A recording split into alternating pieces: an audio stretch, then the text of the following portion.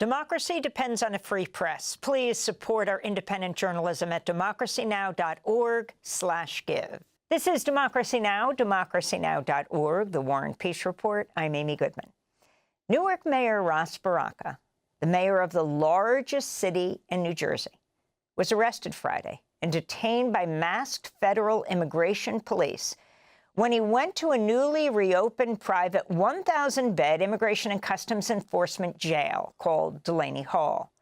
He says he was there to support 3 Congress members set to tour the facility: Bonnie Watson-Coleman, LaMonica McIver, and Rob Menendez. Newark Mayor Baraka says he was asked to leave the premises and did so. He'd gone to the other side of the fence, the Newark public property side, away from the Congress members, was on a public street when he was seized by officers in a chaotic scene.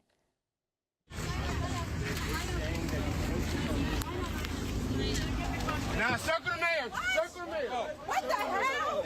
Circle the mayor! Circle the mayor! Circle the mayor! What the hell? Absolutely not! Can I cause this Congresswoman, if she's right in front of you. Don't touch us! Don't touch us! Get off of us! Get off of us! Get up!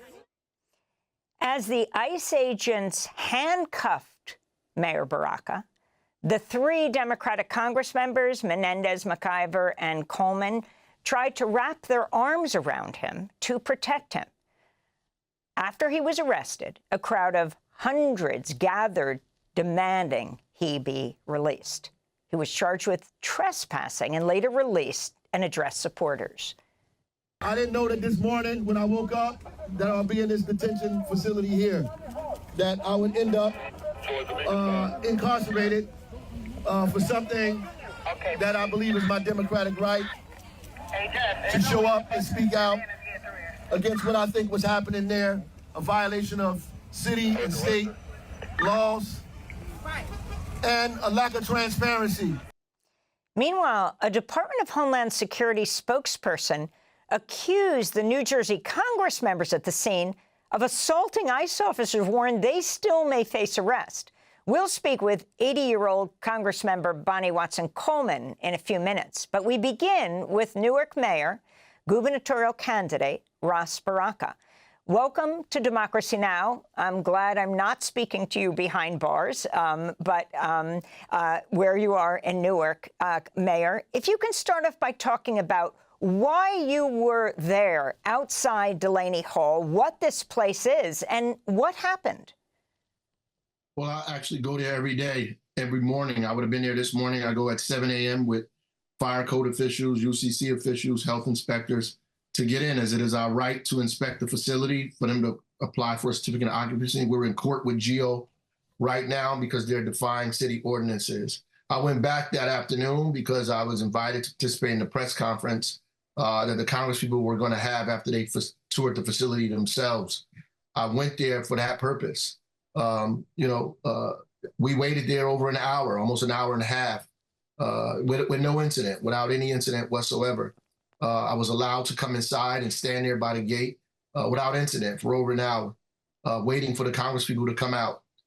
When the special agent in charge, Patel, showed up, he escalated the situation.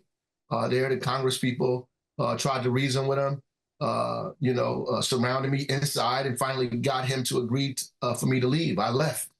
On the other side of the fence, I guess they reversed that decision and made a decision to come around and, in fact, arrest me. And so they did. They arrested me, and the Congress people and other bystanders tried to shield me from being arrested. But, I did. And I think it was better that happened, because it would have probably gotten worse than it was getting while I was out there. Now, we heard that, well, you went to the Newark side, and you represent Newark. You were on the public property side. Someone got a call next to you, right? One of the officials got a call. Now, right. Let's be clear. Right. The U.S. Attorney for New Jersey there is Alina Habba, the former private lawyer for President Trump. If you can explain what you understand took place, because that seemed to escalate things when that agent was on the phone. Absolutely. Absolutely. You could see that it was resolved, that I was leaving. I left. I was on the other side. When he got the call, I was already on the other side of the fence. He, in turn, got a phone call. Right after the phone call, they proceeded to come after me. When they first came, they came right up to me anyway. And this idea that other people got arrested is not true. I was the only one arrested there. And so they targeted me specifically. Right. So after the phone call, it did escalate.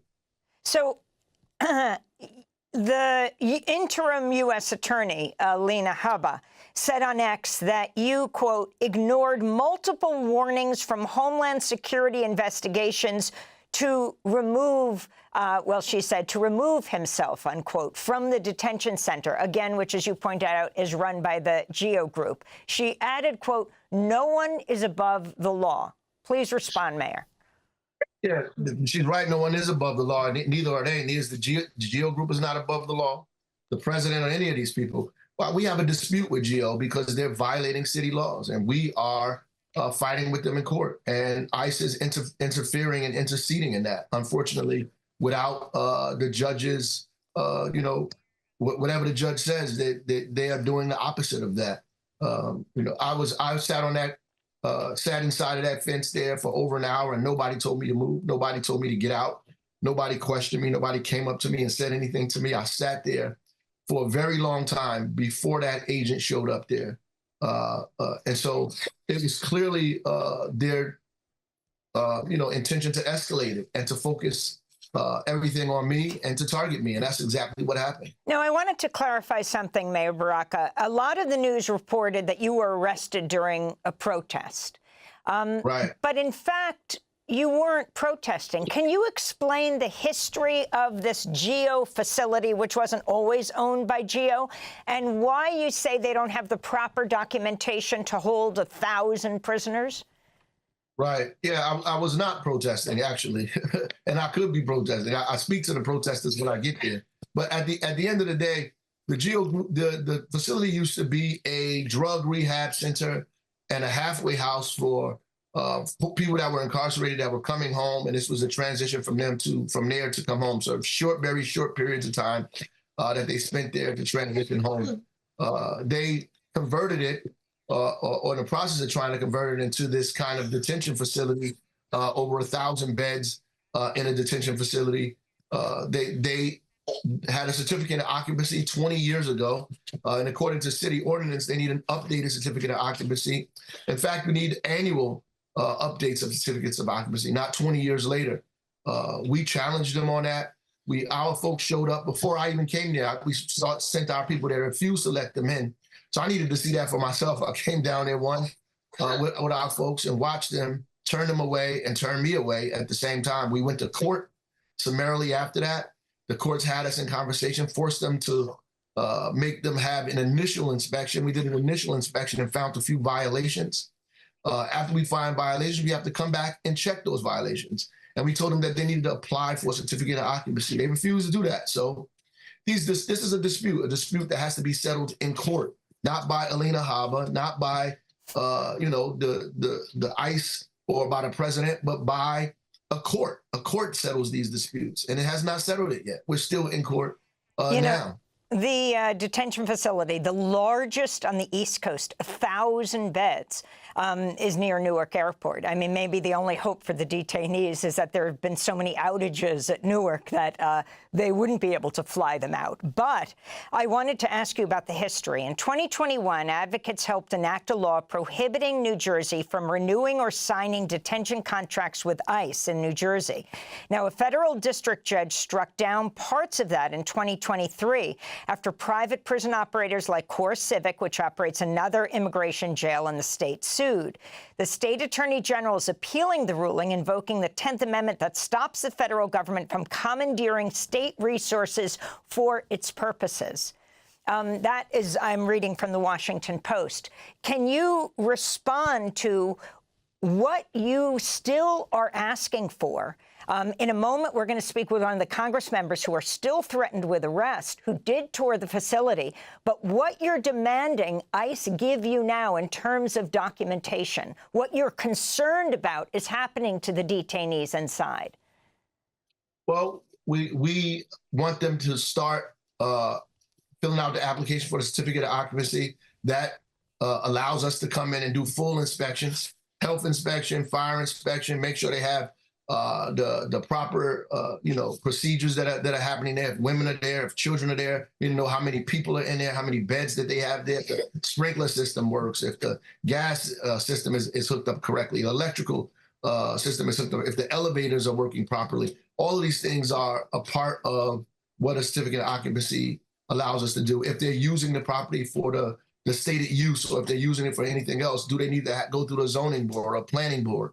And this is what happens for every facility, even a new home that you build and open. Everybody has to have a CO or temporary certificate of occupancy, and they have neither. And so we're in dispute about this. I do think that the state should go further here and demand or write a law that says that we can't have private prisons in New Jersey in the first place. I think we should go as far as that in this state.